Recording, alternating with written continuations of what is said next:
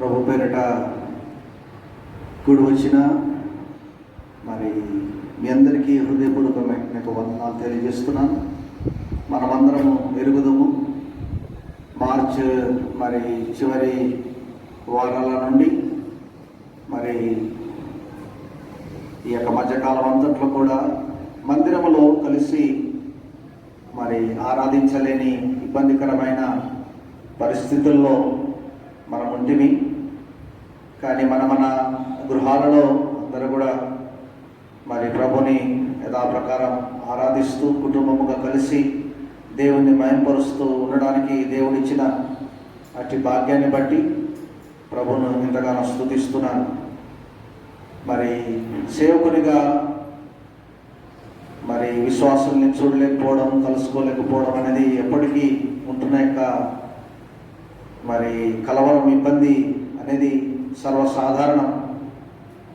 దేవుడు మరి ఈ విధమైన పరిస్థితులు ఎందుకు అనుమతించినాడని ప్రశ్నించడానికి నేను ఎంతటి వారం కాదు. కానీ మన గృహాల్లో కుటుంబముగా కలిసి కుటుంబముగా దేవుని ఆరాధన చేయడానికి ప్రభు గత దినాల్లో మనకు మరి అవకాశము ఇచ్చినాడని, ప్రభు మహిమ పొందినాడని నమ్ముతూ ఉంటున్నాను. ఇంకా ఏ విధమైన యొక్క పరిస్థితులు మనకు రానయ్యున్నాయి, ఏమైనా విధమైన పరిస్థితులు కూడా మనం ఇంకా ఎంతకాలం మరి కొనసాగనైనా అనేది మనుషులుగా మనకైతే తెలియదు. మరి ప్రస్తుత ఈ కరోనా వ్యాధి ఇబ్బందికరమైన వాటిని ఉద్దేశించి జాగ్రత్తలు తీసుకోవడమే కాకుండా ఇది ఒక హెచ్చరిక. మన ఆధ్యాత్మికమైన జీవితంలో హృదయం అన్నిటికంటే ఘోరమైన వ్యాధి. ఆరోగ్యం కలిగిన వారైనా అనారోగ్యం కలిగిన వారైనా ఒక దినాన ఈ లోకాన్ని విడిచి వెళ్ళువారు. కానీ శాశ్వతమైన రక్షించబడిన వారి కొరకై దేవుడిచ్చిన నిరీక్షణ అంటూ దేవుడు మనకు ఇచ్చినాడు కనుక ఆ శాశ్వతమైన దేవునితో జీవించే సహవాసాన్ని మనము ఈ దినాల్లో మనం కలిగి దానిలో మనం అభివృద్ధి పొంది దేవుని మహిమార్థమై కొనసాగడం అవసరమైనది. ధ్యానం కొరకు 146వ కీర్తనలోని 7వ వచనాన్ని చదువుకుందాం. 146వ కీర్తనలోని 7వ వచనాన్ని మాత్రమే నేను చదువుతాను. బాధపరచబడు వారికి ఆయన న్యాయము తీర్చును, ఆకలి గొనిన వారికి ఆహారము దయచేయును, యెహోవా బంధింపబడిన వారిని విడుదల చేయను. తల్ల వంచి కళ్ళు మూసుకుంటే ప్రార్థన చేసుకుందాం. ప్రభువా, నీ వాక్యమును మా వెనికిడిలో విరిచి పంచిపెట్టుమని, అయోగ్యునైన నన్ను నీ పక్షాన వాడుకొనమని యేసు పరిశుద్ధ నామమున అడిగి వేడుకొనుచున్నాను తండ్రి, ఆమేన్. ఎంత మటుకు మరి మీరు మరి ఫేస్బుక్ ఆన్లైన్ మరి చూస్తున్నారో ఆరాధన నాకు తెలియదు. కానీ గత మరి 3 వారాలుగా ఈ మత్తయి సువార్త 15వ అధ్యాయము జ్ఞాపకం చేసుకుంటూ వస్తున్నా. నేను ఆ వాక్య భాగాన్ని మీకు కూడా నేను చదివిస్తాను. దానికంటే ముందు ఉపోద్ఘాతముగా మీకు ఈ సమయాన జ్ఞాపకం చేయబడి ఉంచిన యొక్క వచనములోని 2వ లైన్ మాత్రమే మీ దృష్టికి తీసుకొని రావాలని ఆశపడుతున్నాను. అదేంటంటే, ఆకలి గొనిన వారికి ఆహారము దయచేయను. ఈ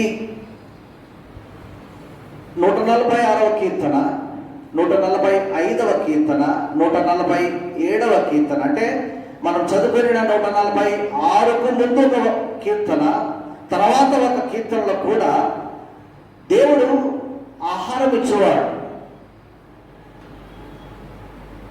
అనే మాటలు కూడా వ్రాయబడినట్లుగా మనం చూస్తాం. చూడండి, 145వ కీర్తనలోని 15వ వచనం. సర్వజీవుల కన్నులు నీ వైపు చూచున్నవి, తగిన కాలమందు నీవు వారికి ఆహారం ఇచ్చదు. 147వ కీర్తనలోని 9వ వచనము మరియు 14వ వచనము. పశువులకును అరుచుచుండు పిల్ల కాకులకును ఆయన ఆహారం ఇచ్చు వాడు. మరి 14వ వచనం. నీ సరిహద్దులలో సమాధానం కలుగు చేయవాడు ఆయనే, మంచి గోధుమలతో నిన్ను తృప్తిపరచువాడు ఆయన. ఆధ్యాత్మికమైన పరిచర్య ఎంత అవసరమో సాంఘిక పరమైన పరిచర్యను కూడా కలిగి ఉండడం అనేది చాలా ప్రాముఖ్యం.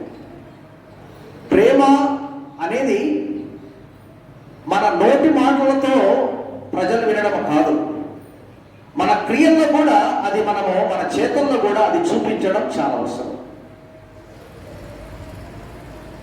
విదేశీయురాలైన భారతరత్న అనే అవార్డును పొందుకున్న మదర్ తెరిసా అన్న గొప్ప మాటలలో ఒక మాట ఏంటంటే,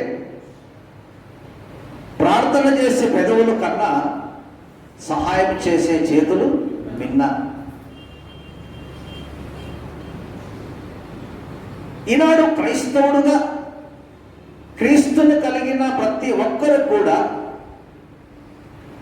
మన మాటలు, మన ప్రార్థన, మన యొక్క బోధ అంటే ఆధ్యాత్మికమైన రీతిలుగా మాత్రమే కాకుండా అది మన యొక్క క్రియల్లో, మన జీవితంలో వాటిని చూపించడం అనేది చాలా ప్రాముఖ్యమైన అవసరం. ఎందుకంటే దానికి మదర్ తెరిసా అనేది మనకు మనుషులుగా మనము ఎంతో మంది ఉన్నా కానీ అందరికీ తెలిసిన ప్రపంచమంతటా ఎరిగిన తనను జ్ఞాపకం చేసుకుంటున్నాము. కానీ ఇది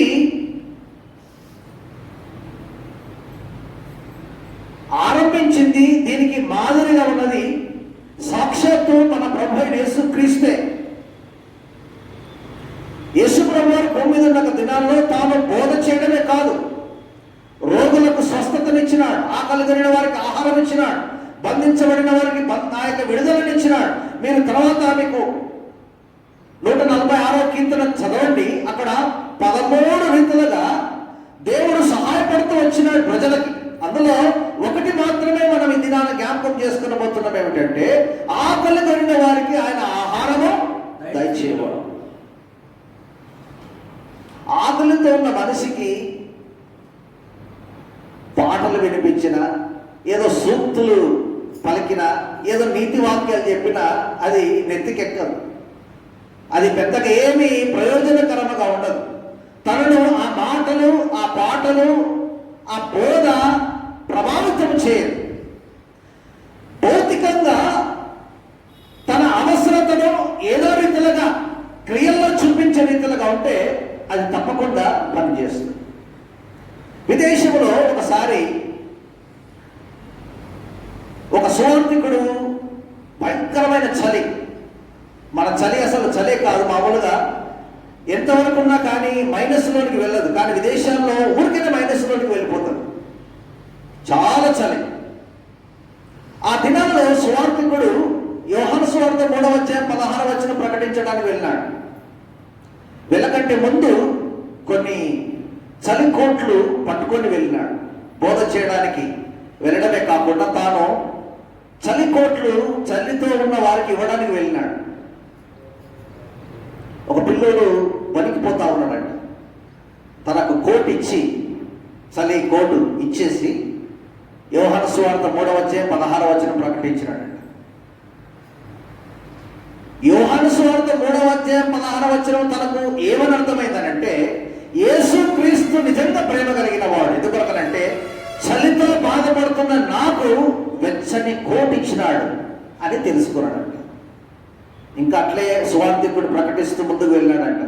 క్యారేజ్ కూడా తన చేతిలో ఉన్నది. ఒక ఆయన నీరసించిపోయినాడంట, ఆహారం లేక. తనకు భోజనం పెట్టి యోహాను సువార్త 3వ అధ్యాయం 16వ వచనం ప్రకటించినాడంట. తనకు తెలిసింది ఏంటంటే నిజంగా యేసు ప్రభు వారు ప్రేమ కలిగిన దేవుడు. ఎందుకొరకనంటే ఆకలితో ఉన్న వారికి ఆహారం దేవుడిచ్చినాడు. ఈ విధంగా కొనసాగుతూ మరి సువార్తికుడు వెళ్ళిన నిజమైన సంఘటన పుస్తకాల్లో రాయబడి. ఈనాడు కేవలం క్రీస్తు ప్రేమల గురించి పాడడం, ప్రకటించడం, లేకుంటే మనము మన గృహాల్లో, మందిరాల్లో వాక్యాలు పెట్టుకొని ఉండడం మాత్రమే కాదు, మన క్రియల్లో వాటిని చూపించాల్సిన అవసరం ఉన్నది. 146వ కీర్తనలో నేను జ్ఞాపకం చేసినాను, 13 రీతులుగా ప్రభు చేసిన సహాయం, దేవుడు చేసిన సహాయములలో 7వ వచనం యొక్క 2వ భాగం ఏమిటంటే ఆకలి కొనిన వారికి ఆహారం దయచేసిన. ఈనాడు క్రైస్తవులుగా నిజంగా ధన్యులం. నాకు అనిపిస్తుంది, సేవకునిగా దశంభాగాలు లేవు, ఈ 3-4 నెలలు కానుకలు లేవు. దేవుడు ఎట్లా పోషించిండంటే అద్భుతంగా పోషించినాడు. తెలియని వారు కూడా విషయం తెలుసుకొని సహాయపడిన సందర్భాలు ఉన్నాయి. ఒకటే ఏంటంటే నేను జ్ఞాపకం చేసేది, ఆకలి కలిగిన వారికి దేవుడు ఊరికనే ఆకలితో దేవుడు వదిలిపెట్టేవాడు కాదు, దేవుడు పోషిస్తాడు. ప్రతి కుటుంబాన్ని, ప్రతి వ్యక్తిని దేవుడు ఆకలి కలిగిన ప్రతి వారిని కూడా దేవుడు పోషిస్తాడు. బైబిల్ గ్రంథంలో మనం చదువుతాం, ఆది మానవులను పడినాక ఆదామవులను పడినాక వారిని దేవుడు ప్రేమించి వారి కొరకై ముందుగానే అన్ని దేవుడు సృష్టించినాడు. వారు ఉండడానికి ఒక మంచి ఏదైనా తోటను ఏర్పాటు చేసినాడు. అదొక పరలోకము లాగా. సరే, వారు తినవలసినవి తినకుండా తినొద్దని తిని వారు దారి తప్పిపోయినారు. ఆ యొక్క విషయాలన్నీ కూడా మనం ఎరగదు. కానీ దేవుడు వారి కొరకే అన్ని కూడా సమకూర్చి పెట్టించినాడు. చూడండి, 2 వచనాలు మీకు నేను జ్ఞాపకం చేస్తాను. ఆదికాండ 1వ అధ్యాయం 29-30 వచనాలు. దేవుడు ఇదిగో భూమి మీద ఉన్న విత్తనములు ఇచ్చి దేవుడు వారిని ఆశీర్వదించెను. 29-30 కరెక్ట్. ఇదిగో భూమి మీద ఉన్న విత్తనములు ఇచ్చి చెట్టును విత్తనములు ఇచ్చి వృక్షఫలము గల ప్రతి వృక్షమును నీకు ఇచ్చి ఉన్నాను, అది నీకు ఆహారమగును. భూమి మీద నుండి జంతువులన్నిటికీ, ఆకాశ పక్షులన్నిటికీ, భూమి మీద ప్రాకు సమస్త జీవులకును, పచ్చని చెట్లను ఆహారమగునని పలికారు. చూడండి, ఆదిలోనే ఆదాములను పడినాక ఆది మానవులను పడిన వారి విషయమే దేవుడు కావలసినవన్నీ కూడా ఏర్పాటు చేసి పెట్టించినాడు. ఇవి మీకు ఆహారం. బైబిల్ గ్రంథంలో ఎన్నో సందర్భాల్లో, ఎన్నో విషయాల్లో దేవుడు పోషించిన, దేవుడు ఆహారం ఇచ్చిన, దేవుడు ఆశీర్వాదం అనుగ్రహించిన సందర్భాలు ఎన్నో బైబిల్ గ్రంథంలో మనం చదువుతాం. అందుకొరకే మూల వాక్యంగా నేను 146 7వ వచనం యొక్క 2వ లైన్, 2వ భాగం, ఆకలి కొనిన వారికి దేవుడు ఆహారం దయచేవాడు. ఇప్పుడు మనము దేవుని వాక్య భాగాన్ని ధ్యానం కొరకై మనం చదువుకుందాం. మత్తయి సువార్త 15వ అధ్యాయం ఆఖరి భాగం 32 నుండి 39వ వచనం వరకు. అంతటా యేసు తన శిష్యులను పిలిచి, ఈ జనులు నేటికి 3 దినముల నుండి నా యొద్ద ఉన్నారు. వారికి ఆ యొక్క తిననేమీ లేదు గనక వారి మీద కనికరపడుచున్నాను. వారు మార్గములో మూర్చపోదునేమని వారిని ఉపవాసముతో పంపివేయటకు నాకు మనసు లేదని వారితో చెప్పగా, ఆయన శిష్యులు ఇంత గొప్ప జనసమూహం తృప్తిపరచుటకు కావలసిన రొట్టెలు అరణ్య దేశములో ప్రదేశములో మనకెక్కడి నుండి వచ్చునని ఆయనతో అనేది. యేసు, మీ యొద్ద ఎన్ని రొట్టెలు ఉన్నవని వారిని అడగగా, వారు 7 రొట్టెలను కొన్ని చేపలు ఉన్నవని చెప్పారు. అప్పుడు ఆయన నేల మీద కూర్చున్నని జనసమూహంలో ఆజ్ఞాపించి ఆ 7 రొట్టెలను ఆ చేపలను పట్టుకుని కృతజ్ఞతాస్తుతి చెల్లించి వాటిని విరిచి తన శిష్యులకు ఇచ్చెను. శిష్యులు జనసమూహమునకు వడ్డించిరి. వారందరూ తిని తృప్తి పొందిన మీదట మిగిలిన ముక్కలు 7 గంపలు నిండా ఎత్తిరి. స్త్రీలను పిల్లలను గాక తినిన వారు 4,000 మంది పురుషులు. తర్వాత ఆయన జనసమూహములను పంపివేసి దోణి ఎక్కి మగదాను ప్రాంతములకు వచ్చెను. గత 3 వారాలుగా ఇదే అధ్యాయాన్ని నేను జ్ఞాపకం చేస్తూ వచ్చిన. యెరూషలేములో, తర్వాత తూరు సీదోనులో, తర్వాత పోయిన వారము గలిలయలో దేవుడు అద్భుతాలు చేసుకుంటూ వచ్చినాడు. ఇక్కడ మనము ఆఖరి వచనంలో మనం చూస్తే మగదాను ప్రాంతంలోకి ఆయన వెళ్ళినాడు. మగదాను అనే ఊరునకు పేరునకు అర్థం ఏమిటంటే టవర్, అంటే గోపురం, టవర్ ఆఫ్ గ్రేట్నెస్ అని కూడా ఉన్నది. అంటే మరి గోపురం యొక్క గొప్పతనం. నిజంగా దేవుడు ఈ యొక్క 15వ అధ్యాయం అంతా కూడా అద్భుతాలు చేస్తూనే వచ్చినాడు. ఆయన పేరే ఆశ్చర్యకరుడు, ఆయన చేసే పనులే ఆశ్చర్యకార్యం. వాటిలో ఒకటి ఇది నాన్న మనం జ్ఞాపకం చేసుకుంటున్నాం ఏమిటంటే, ఆకలి కొనిన వారికి ఆహారం దయచేస్తాడు. సాధారణంగా బైబిల్ గ్రంథంలో మనం ఎరుగుదం ఏమిటంటే 5 రొట్టెలు 2 చిన్న చేపలు 5,000 మంది పోషించబడ్డారు, 12 గంపలు మిగిలినాయి. ఇదొక సందర్భం ఏమిటంటే 7 రొట్టెలు కొన్ని చేపలు తినగా, మరి 4,000 మంది పురుషులు తినగా మిగిలినవి 7 గంపలు. దాదాపు అదేలాంటి వాక్య భాగంలో మనకు కనబడుతున్నది. కానీ ఇది కొంత విశేషమైన రీతిలో మీకు నేను జ్ఞాపకం చేయాలని ఆశపడుతుంటున్నాను. బైబిల్ గ్రంథంలో జ్ఞాపకం చేయబడిన మాట ఏమిటంటే 32వ వచనములో వారి మీద కనికరపడుచున్నాను. బైబిల్ గ్రంథంలో కొన్నిసార్లు కేవలం మత్తయి సువార్త, మార్కు సువార్తలోనే ఈ పదాలు ఉపయోగించబడ్డాయి. అంటే హీ మూవ్డ్ విత్ కంపాషన్, వారి మీద కనికరపడి అనే పదాలు కేవలం మత్తయి సువార్త, మార్కు సువార్తలో కనబడతాయి. దేవుని యొక్క గ్రంథంలో నుండి ఆదికాండం, ప్రకటన గ్రంథం తప్ప మధ్య భాగం అన్నిట్లలో కూడా ఈ కనికరం అనే పదం కనబడుతుంది. అదంతా ధ్యానం వైపు నేను వెళ్ళడం లేదు, సమయం లేదు. దాన్ని బట్టి నేను ఆ వాక్య భాగం అంతటి వైపు నేను వెళ్ళడం లేదు. కానీ అసలు వారి మీద కనికరపడే ఆ పదము దేవుడు తన నోటి నుండి రావడానికి గల కారణం ఏమిటంటే, ఈ ఆహారము, ఈ పోషణ అనే విషయంలోనే దేవుడు ఈ మాటలు మరి అన్నట్లుగా దేవుడి గ్రంథములు మనం చూస్తాం. ఆహారమును అభివృద్ధిపరచి ఆశీర్వదించి వారికి అనుగ్రహించిన సందర్భాల్లో ఈ పదాలు మనం చూస్తాం. వారి మీద కనికరముంచి, వారి మీద కనికరము దేవుడు పడి అనేక పదాలు మనం చూస్తే ఇంగ్లీష్లో ఏం రాయబడిందంటే హీ మూవ్డ్ విత్ కంపాషన్. ఎందుకు ఆ సందర్భం మనం బైబిల్లో ఈ మత్తయి, మార్కు సువార్తలు మనం చదివితే, కాపరి లేని గొర్రెల వెంట వారిని చూసినప్పుడు దేవుడు కనికరం చూపించినాడు. When he saw the sheep without shepherd, he moved with compassion.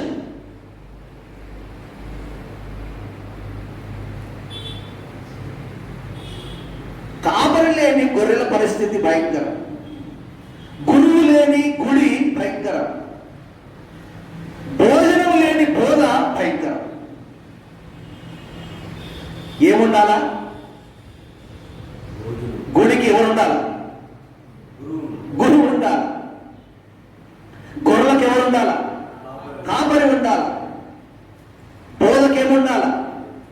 భోజనం ఉండాలి. చాలాసార్లు మరియను పైకి ఎత్తి మార్గం చాలా తక్కువ చేస్తూ ఉంటుంటారు చాలా మంది బోధనలు. అంటే ఎందుకు మరియను మెచ్చుకుంటారంటే, సాధారణంగా ఆమె యేసు పాదం దగ్గర కూర్చుంటుందంట. ఇక యేసు పాదం దగ్గరనే కూర్చుంటే పనిచేసేవారు, వంట చేసేవారు లేకపోతే ఉపవాస ప్రార్థనే. మార్త పరిచర్య కూడా ఘనమైన పరిచర్య. బైబిల్ గ్రంథంలో యేసు ప్రభువు వారి ఇంటిని ఎప్పుడు దర్శించవచ్చినా కానీ మార్త ఉపచారం చేసిన అంత ప్రార్థన చేసేవారు ఉంటే పనిచేసేవారు ఎవరు? అంటే తక్కువ ఎక్కువ అని కాదు, సందర్భాన్ని బట్టి మనం చెప్పవచ్చినా కూడా దేవుని గ్రంథంలో మనం చూస్తే యేసు ప్రభువు బోధ చేయడమే కాదు, నేను ఏం జ్ఞాపకం చేయాలని ఆశపడుతున్నానంటే భోజనం కూడా పెట్టిండు. ఈ సందర్భం మన బైబిల్ గ్రంథంలో మనం మత్తయి సువార్తలు మనం చదువుకున్నది ఏంటంటే, యేసు బోధ వినడానికి వారు 3 రోజులు అయిందంట వచ్చి. 3 రోజుల నుంచి ఆహారం లేదు. యేసు ప్రభువు చెబుతా పోతా ఉన్నాడు, వారు వింటా పోతా ఉన్నారు. ఇది ఎంత ఆశ్చర్యం చూడండి. గుడికి 2 గంటలు రావాలంటే కష్టం, బిజీ. ఆన్లైన్లో ఒక 30 నిమిషాలు రండి, నో టైం. దేని కొరకు వారు బిజీ? బైబిల్ గ్రంథంలో చూస్తే యేసు ప్రభువు వారి కాలంలో బైబిల్ గ్రంథంలో చూస్తే ఎక్కడ వారు కోరుకునేది? టౌన్లో కాదు. Where they were gathered in the wilderness. అక్కడ రాయబడిన మాట ఏమిటంటే, వారు అరణ్యములో మూర్ఛపోయేంత వరకు కూడా దేవుడు చెప్తా ఉంటుంటే వింటూ ఉన్నారట. వస్తున్న కొద్దీ, టెక్నాలజీ పెరుగుతున్న కొద్దీ జనాలకు టైం లేదు. Technology is making them busy. బైబిల్తో నేను జ్ఞాపకం చేస్తున్నట్టే మూర్ఛపోయేంత వరకు వారు దేవుని యొక్క వాక్యం వింటున్నారంటే అరణ్యములో. అప్పుడు దేవుడు వారి మీద కనికరపడుచున్నాడు. అప్పటి వరకు హృదయాన్ని గురించి ఆలోచన చేసిన దేవుడు తర్వాత వారి కడుపును గురించి కూడా ఆలోచన చేస్తున్నాడు. చాలా మంది నీతి మాటలు చెప్పేటప్పుడు అంటారు, కడుపు మీద కొట్టద్దు, ఏం చేసినా కానీ కడుపు మీద దెబ్బ కొట్టద్దు. ఎంత మంచి మాట! నువ్వు ఇవ్వాల్సింది ఇస్తలేవు, నువ్వు చేయాల్సింది చేస్తలేవు, నువ్వు పెట్టాల్సింది పెడతలేవు అంటే కడుపు మీద కొట్టేది దెబ్బ. దేవుని కొడుతున్నావా, సేవకుని కొడుతున్నావా, తల్లిని కొడుతున్నావా, తండ్రిని కొడుతున్నావా, ఏదన్నా కానీ నీ బోధ, నీ నీతి ఏమైనా వచ్చింది కానీ కొట్టేది మాత్రం దెబ్బ కడుపు మీదనే. దేవుని బిడ్డలు పడినాక మనము యేసు వారు మూర్ఛపోదులేమని వారి మీద కనికరపడి శిష్యులు అడుగుతున్నాడు. ఏమైనా వారికి పెట్టడానికి ఉన్నదనంటే ఈ యొక్క శిష్యులు అంటున్నారు, ఈ అరణ్యంలో ఇంతమందికి ఎక్కడ? అయినా వారు ఏం చేసినారంటే, మంచి వాళ్ళు ఏం చేసినారంటే, మా దగ్గర 7 రొట్టెలు ఉన్నాయి, కొన్ని చేపలు ఉన్నాయి, తీసుకురా. యేసుప్రభువు ఆశీర్వదించినాడు. ఏం చేసినాడు? స్త్రీలు పిల్లలు కాక 4000 మంది పురుషులను పోషించినాడు. 7 గంపలు మిగిలినట్టు చేసినాడు. అదంతా కూడా బైబిల్లో మర్మమేమి కాదు, మనకు చదివితే అర్థమయ్యే విషయమే. నేను 3 మాటలు జ్ఞాపకం చేసిన ముగిస్తాను. 32వ వచనం, అది ఇందాక కూడా మీకు నేను జ్ఞాపకం చేసినానంటే, మరి 3వ లైన్ ఆఖరులో ఏమని రాయబడింది? వారి మీద కనికరపడుచున్నాను. ఇంగ్లీష్లో చెప్పడానికి చాలా బాగుంటుంది.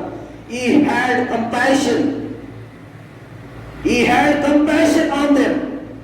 ఒకటి కంపాషన్. దేవుని యొక్క బిడ్డలబడినాక మనము క్రీస్తు ప్రేమ కలిగిన నీవు నేను మనం అందరిలో ఉండాల్సింది ఏంటంటే కనికరం, కరుణ, దయ, వాత్సల్యత, ప్రేమ, మమకారం. ఇవి మన జీవితంలో స్వతహాగా ఉండాలి.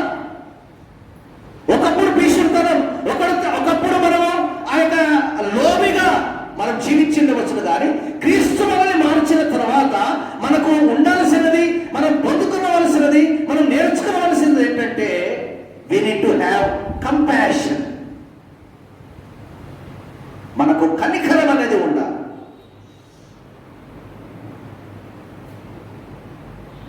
పిల్లికి పాలు పోయాడు, కాకి బిచ్చం పెట్టాడు. ఈ మాటలన్నీ మనం లోకంలో వింటూ ఉంటాం.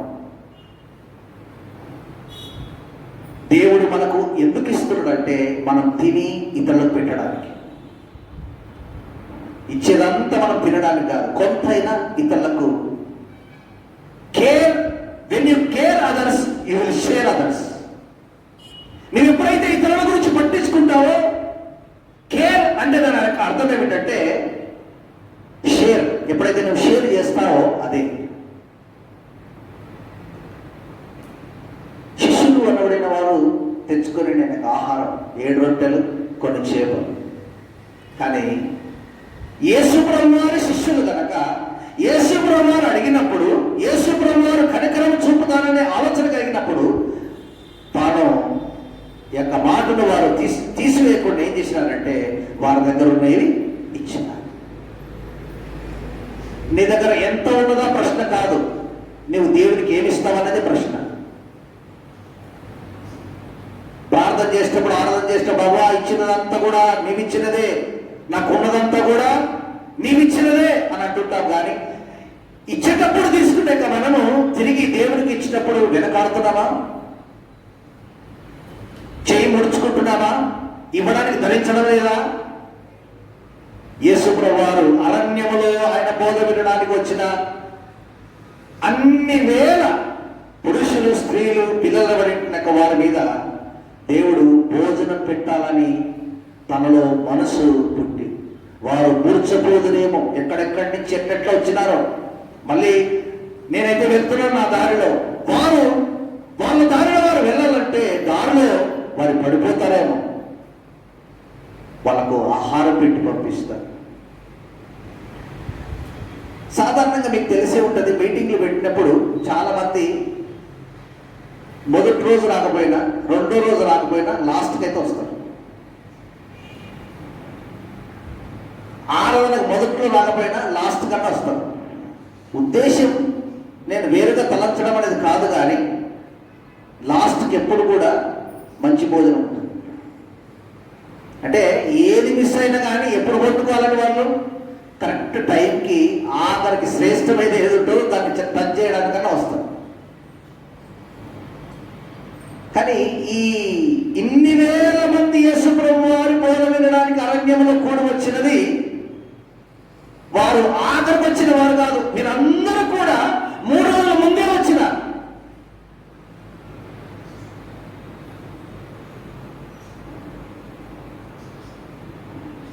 మూడు రోజులు మరి యేసు ప్రభు ఎట్లా వాక్యం చెప్తున్నాడు, ఎట్లా వాళ్ళు వింటున్నారు అనేది ఆలోచన చేస్తే అదో అద్భుతమైన ఒక విషయం. కానీ నేను జ్ఞాపకం చేస్తున్న ఒక మాట ఏమిటంటే, ఈ హ్యాడ్ కంపాషన్ ఆన్ దెమ్, వారి మీద ఆయన కనికరము చూపించినాడు. దయచేసి 35వ వచనం చూడండి. అప్పుడు ఆయన నేల మీద కూర్చున్నాడని జన సమూహమునకు ఆజ్ఞాపించినాడు. Not only he had compassion but he commanded. రెండవది ఏంటంటే ఆయన ఆజ్ఞాపించినాడు.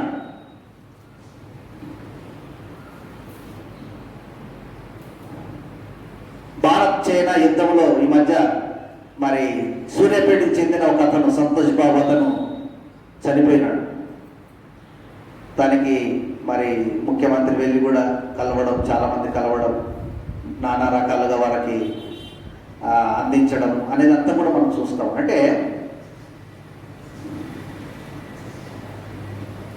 సైనిక అధికారి ఎప్పుడు కూడా ఏం చేస్తాడంటే ఆజ్ఞాపిస్తాడు. యేసుప్రభు వారు సలహాలు ఇవ్వడం, ముచ్చటించడం, బుజ్జగించడం, బ్రతిమాలడం అనేవి కూడా మన బైబిల్లో మనం చదువుతాం. కానీ యేసుప్రభు వారు నిజంగా ఆయన మాట అంటేనే ఆయన ఆజ్ఞ.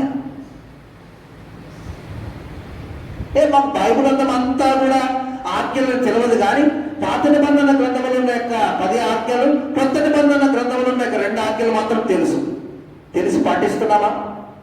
10 ఆజ్ఞలు మనకు తెలుసా? తెలిసిన వాటి ప్రకారం మనం పాటిస్తున్నామా?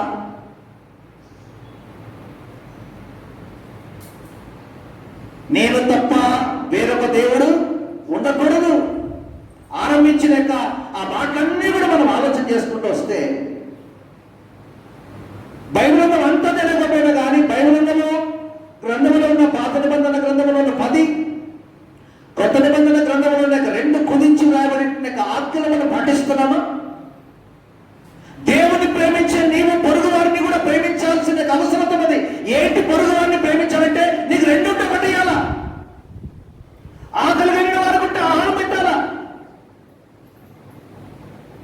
దేవుడు నన్ను పోషించినాడు, దేవుడు నన్ను పోషించినాడు, దేవుడు నాకు సహాయం చేసినాడు, అంతవరకు బాగానే ఉన్నది సాక్ష్యం. నువ్వేం సహాయం చేసినావు? యేసు ప్రభు వారి మీద కనికరపడ్డాడు. ఏం చేస్తున్నాడు? రెండవది అంటే 35వ వచనంలో హీ కమాండెడ్. దేవుడు వారికి ఏం చేసినాడు? ఆజ్ఞాపించినాడు. ఏం చేయాలని ఆజ్ఞాపించినాడు? నేల మీద కూర్చోనని. ఎంత అదేమన్నా అన్నం తీసుకొని వస్తే కూర్చుంటారు అందరు. అన్నం తీసుకొని వస్తేనే అందరూ కూర్చుంటారు సాధారణంగా. అది చెప్పాల్సిన అవసరం లేదు, అది సర్వసాధారణం. కానీ బైబిల్లో వేరే స్వార్థలు రాయబడిన ఒక మాట ఏమిటంటే వారు క్రమంగా కూర్చున్నారంట. అంటే వారికి ఒక డిసిప్లిన్ అంటున్నది, ఒక క్రమశిక్షణ అంటూ ఉన్నది. నేను అనుకుంటాను బైబిల్లో అక్కడ రాయబడలేదు, కానీ కూర్చున్న వారికి వడ్డించబడ్డదంటే కొంతమంది కూర్చోలేదు కూడా. అయ్యి ఏంది ఆయన పెట్టే ఆహారానికి నేను కూర్చున్నది ఏంది? నాకు లేదా? ఆయన పెడితేనే నేను తినాలా? నాది నాకే దండిగా ఉన్నది, నేనే ఇంకొక అవసరమైతే పెట్టేవాడిని అని ఎన్నో రకాలుగా ఆలోచన చేసి కూర్చోబట్టే కూర్చున్నవారు దేవుడు పెట్టిన ఆహారాన్ని వడ్డించబడినది తృప్తిగా తిన్నారు, రుచి చూడగలిగినారు. అంటే కూర్చున్నవారు అంటున్నారు, ఎందుకంటే కొంతమంది కూర్చోలేదు కూడా కావచ్చు.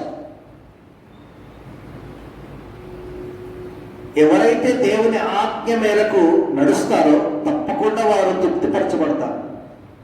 మనకు తెలియదనేది కాదు, చాలా మందికి బైబిల్ బాగా తెలుసు. తెలియక కాదు సమస్య, తెలిసే సమస్య.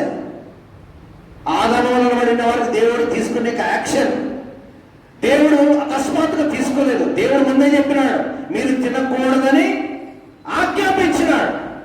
వారు ఆజ్ఞను మీరి వారు తినకూడదని తిన్నారు. ఏం జరిగింది? నష్టం జరిగింది. వారు నష్టపోయినారు, పిల్లలు నష్టపోయినారు. అది లోకమంతట్లో ఉన్న మానవులను అనబడిన వారందరూ కూడా సంక్రమించింది. క్రీస్తు రక్తము ద్వారా కడగబడితే తప్ప ఆ పాపం పోయే ప్రసక్తి లేనే లేదు. దేవుడు ఆజ్ఞాపించినాడు. ఏమి చేయాలో కొన్నిసార్లు చెప్పకపోయినా ఏం చేయకూడదో మాత్రం తప్పకుండా చెప్తాడు ఆయన. చాలాసార్లు ఉల్టా, చేయమన్నదాన్ని చేయకుండా, చేయొద్దన్నదాన్ని చేయడం. ఇది మానవుల యొక్క బీజం. చేయమన్నది చేయడం, చేయొద్దన్నది మాత్రం చేయడానికి ప్రయత్నం చేస్తాడు. సాయి శక్తులు చేస్తాడు. ఎందుకు వద్దన్నాడు? ఎందుకు అయిండొచ్చు? ఈయనకి రీసెర్చ్ దాని మీద. దేవుని గ్రంథంలో 35వ వచనంలో నేల మీద కూర్చుండడని జనులకు ఆజ్ఞాపించినాడు. 32వ వచనంలో హీ హ్యాడ్ కంపాషన్. 35వ వచనంలో హీ కమాండెడ్. మరి దయచేసి 37వ వచనం చూడండి. మిగిలిన ముక్కలు 7 కంపల నిండా ఎత్తిరి. అంటే దాని అర్థం ఏమిటంటే హీ కంప్లీటెడ్. 7 అనే సంఖ్య కంప్లీట్ గా గుర్తుగా ఉండదు. అంటే సంపూర్ణానికి సంబంధించిన దేవుడు ఏది చేసినా సగం సగం చేయడు, ఆయన సంపూర్ణం చేస్తాడు. మానవులు పెడినామంటే నేను చర్చకు రాకుండా ఉంటానా? వచ్చిన కదా అప్పుడు, నేను ఇచ్చిన కదా అప్పుడు. అంటే ఎప్పుడో ఒకసారి వచ్చి, ఎప్పుడో ఒకసారి చేసి, ఎప్పుడో ఒకసారి నడిచి, ఎప్పుడో ఒకసారి మంచిగా ఉండి, అంటే ఒక్కొక్క నెలలో ఒక్కొక్క రకంగా ఇంకొకగా, అంటే సగం సగం. మన భక్తి, మన భయము, మన వినయము, విధేయత, దేవునికి లోబడడం, ఇదంతా కూడా ఒకసారి ఒక రీతిగా, ఒకసారి ఒక రీతిగా. అంతా సగం సగం క్రైస్తత్వం, సగం సగం విశ్వాసం, సగం సగం సేవతత్వం కాదు. దేవుడు ఏది చేసినా కూడా ఆయన సంపూర్ణం చేస్తూ వచ్చినాడు. He had compassion. He commanded. మూడవదిగా మనం చూస్తే 37వ వచనంలో he completed his job.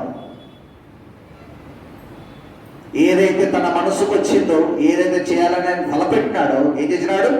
అరణ్యములో శిష్యుల ద్వారా తేబడిన ఆ రొట్టెలను, చేపలను ఏం చేసినాడు? అందరికీ వడ్డించినాడు. That was the conclusion. అదే పరిచర్యలో ముగింపు. తర్వాత ఆయన మగదాను ప్రాంతానికి వెళ్ళినాడు. ఏంటి మగదానాన్ని జ్ఞాపకం చేసుకున్న దానికి అర్థం? గోపురం, గొడుగు. యెరూషలేములో, తూరు సీదోనులో, గలిలయలో, మగదానులో ఇవన్నీ కూడా దేవుడు అద్భుతాలు చేసుకుంటూ వచ్చినాడు. దేవుని యొక్క సంచారం, ఆత్మ సంచారం ఎక్కడైతే ఉంటుందో గోపురం లాగా, గొడుగులాగా దేవుడు తన కింద అంతా కూడా ఏం చేస్తాడు? అద్భుతాలు చేస్తూ వస్తుంటుంటాడు. ఆయన ఆత్మ సంచారం మన మీద, మన గృహాల మీద, మన పరిచర్య మీద ఉంటేనే తప్ప అద్భుతాలు జరగడం అనేది అసాధ్యం. ఉన్నది పోవడానికి ఒక రాత్రి కూడా పట్టదు. కానీ దేవుడు మనకు తోడుగా ఉంటే పోయేది పోయినా కానీ వచ్చేది వస్తూ ఉంటుంది. అందుకొరకు ఆయన నమ్మదగిన దేవుడు. విలాప వాక్యం రాయబడింది, ఆయన ఎంతైనా నమ్మదగిన దేవుడు. దేవుడు తాను చేయనుద్దేశించిన పని ఏదైతే ఉన్నదో ఆయన కంప్లీట్ చేసినాడు. శిలువలో కూడా 6వ మాట దేవుడు ఏం చెప్పినాడు? సమాప్తమైనది. It is finished. దేవుడు మానవులైన వారందరి యొక్క రక్షణ నిమిత్తమై దేవుడు తాను తన పక్షాన చేయవలసినంతా కూడా చేసేసినాడు.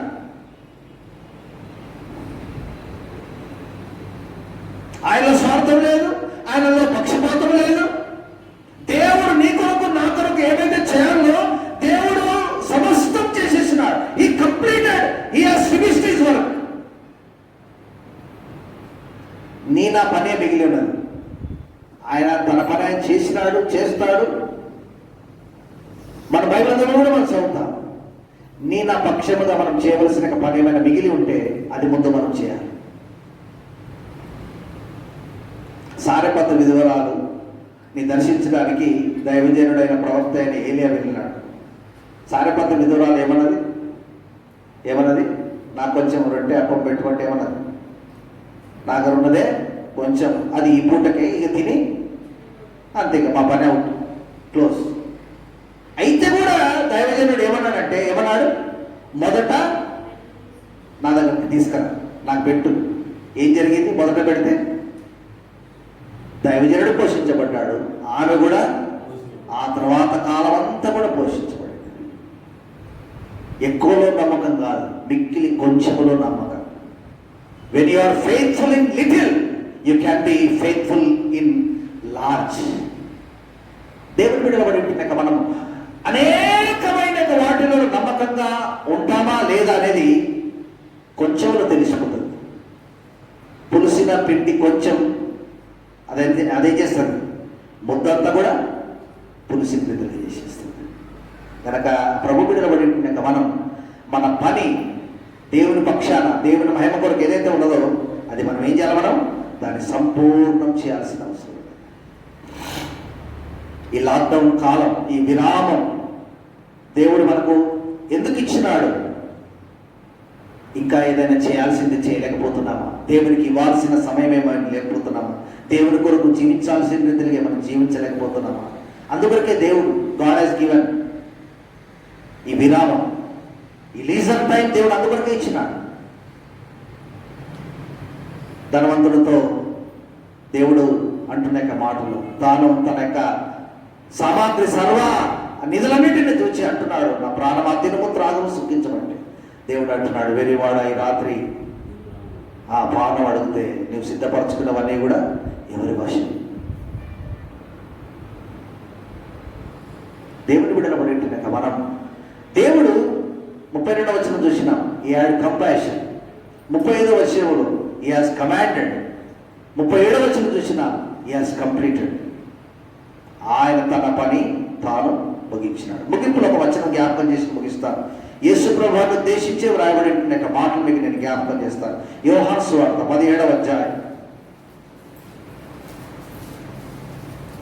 4వ వచనం. అందరం ఏకకాలంలో చదువుదాం. యోహాను సువార్త 17వ అధ్యాయం 4వ వచనం. చేయుటకు నీవు నాకు ఇచ్చిన పని నేను సంపూర్ణంగా నెరవేర్చి భూమి మీద నిన్ను మహిమపరచుదును. ఇందాక ఆరాధన సందేశములు కూడా ఆఖరి వచనం, గలతీ 1వ అధ్యాయం ఆఖరి వచనం గురించి, నన్ను బట్టి దేవుని యొక్క నామము మహిమపరచబడినది.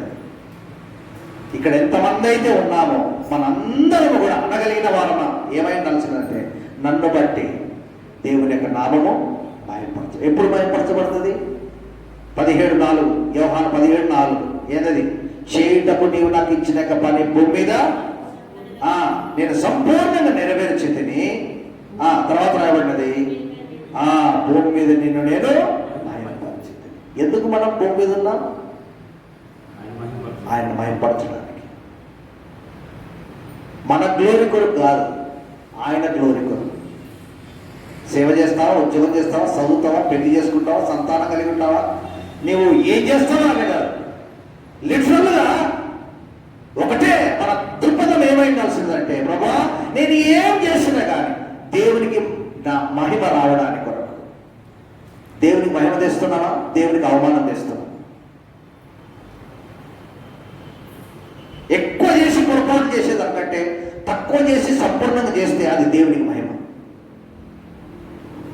ప్రభు స్వయాన అంటున్నాడు ఏంటంటే, భూమి మీద నీవు నాకు ఇచ్చిన పని నేను సంపూర్ణం చేసింది కనుక నేను నిన్ను